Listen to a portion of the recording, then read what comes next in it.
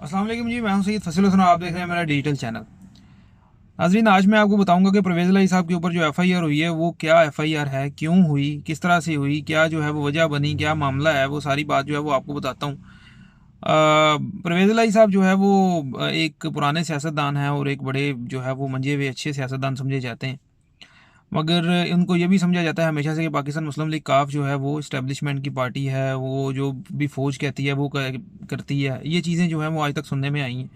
मगर आज जो हालात चल रहे हैं, जैसे कि उनकी ऑडियोज़ जो हैं वो लीक होना शुरू हो गई, उसके बाद उनके बारे में जो है वो इस तरह की चीज़ें नज़र आना शुरू हो गई, उनके ऊपर एफ़आईआर भी हो गई। आगे कभी उनके ऊपर या उनके बेटे के मोना जिलाई के ऊपर कभी एफ़आईआर हो तो वो हमेशा इसी तरह से ही होता है कि बस वो होती है और वो ख़त्म हो जाती। देखते हैं इस बार क्या बनता है। मगर अब मैं आपको बताता हूँ कि इस बार जो एफआईआर हुई है वो किस चीज़ की हुई है। सबसे पहले तो आपको ये बताता हूँ कि एक जो है बंदा वो पकड़ा जाता है पुलिस के नाके पे और वो बताता है कि जी उसके पास से शराब की बोतलें 3 बरामद होती हैं। वो बताता है, मैं आपको साथ साथ दिखा भी रहा हूँ, वो एक सफ़ा है जो कि नहीं निकलना चाहिए था मगर वो पुलिस से निकला है, जो कि रॉ फॉर्म में उन्होंने एफआईआर बनाने के लिए पहले वो बयान लिखा हुआ है उसका। वो बयान जो है वो तमाम मीडिया को जो है वो वायरल हुआ हुआ है, वो भी साथ। अच्छा, उसमें ये लिखा हुआ है कि मेरा नाम मोहम्मद ज़ुबान है, मैं चौधरी परवेज़ इलाही साहब का जो है वो बॉडीगार्ड हूँ और पिछले 10 साल से जो है वो काम कर रहा हूँ उनके साथ।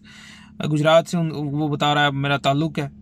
तो ये सारी चीज़ें जो हैं वो उसने शुरू में अपनी एफआईआर में जो है वो बताई हैं। इसके बाद वो बता रहा है कि मुझे परवेज़ इलाही साहब ने लाहौर में बुलाया अपने घर में और उन्होंने मुझे एक शॉपर दिया, उसके अंदर जो है वो पैसे थे। वो मुझे उन्होंने कहा कि आप फ़हीम के पास चले जाएँ, जो कि इस्लामाबाद में मुकीम है और वज़ीर आला उसमें होते हैं, और वहाँ पर जाके आप ये शॉपर उनको दें और वो जो बैग दें आपको वो ले आएँ। तो वो उनके पास गया मैं, और मैं जो है वो उन्होंने मुझे बैग दिया। बैग के अंदर जो है वो 3 बोतलें थीं शराब की, और मैं जो है वो बोतलें लेके जो है वो वहाँ से निकल आया। तो मैं इसके अलावा भी फ़हीम साहब जो हैं वो सारे मामलात देखते हैं, प्राइवेट पार्टीज़ जो हैं वो अरेंज करते हैं परवेज़ इलाही साहब के लिए, और इस तरह की चीज़ें जो हैं वो काफ़ी सारे इल्ज़ामात, शराब के इल्ज़ामात, प्राइवेट पार्टीज़ के इल्ज़ामात, लड़कियों की सप्लाई के इल्ज़ामात, ये तमाम चीज़ें जो हैं वो उसके अंदर उस पेज के अंदर जो है वो लिखी हुई हैं, बल्कि साथ आप देख भी रहे होंगे कि ये सारी चीज़ें लिखी हुई। तो इसकी इसी बेस के ऊपर जो है वो परवेज़ इलाही साहब के ऊपर जो है वो एफआईआर भी हुई है।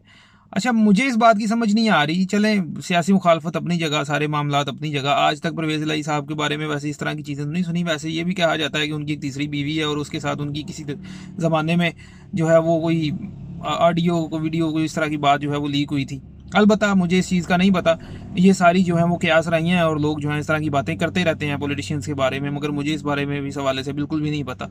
परवेज़ इलाही साहब एक बुज़ुर्ग आदमी हैं और मेरे ख़्याल से अगर ये एफ़आईआर जो है वो झूठी है, पहले इस तरह की एफ़आईआर जो है वो नहीं काटनी ही नहीं चाहिए थी। अगर ये झूठी है तो, अगर उन्होंने झूठी है काट लिया तो फिर ये हुकूमत वक्त को शर्म आनी चाहिए इस बात के बारे में कि आप एक बुज़ुर्ग आदमी को की जो है वो इज़्ज़त किस तरह से उछाल रहे हैं। और अगर ये सच्ची है तो फिर परवेज़ इलाही साहब को भी शर्म आनी चाहिए कि भाई आप उम्र के किस हिस्से में जो है वो किस तरह का काम कर रहे हैं।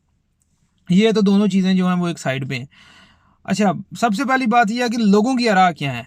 आप मुझे बताएं कि आप इस मामले में क्या सोचते हैं कि परवेज़ इलाही साहब जो हैं वो कसूरवार हैं या नहीं हैं, और वो इस तरह का काम कर सकते हैं या नहीं कर सकते।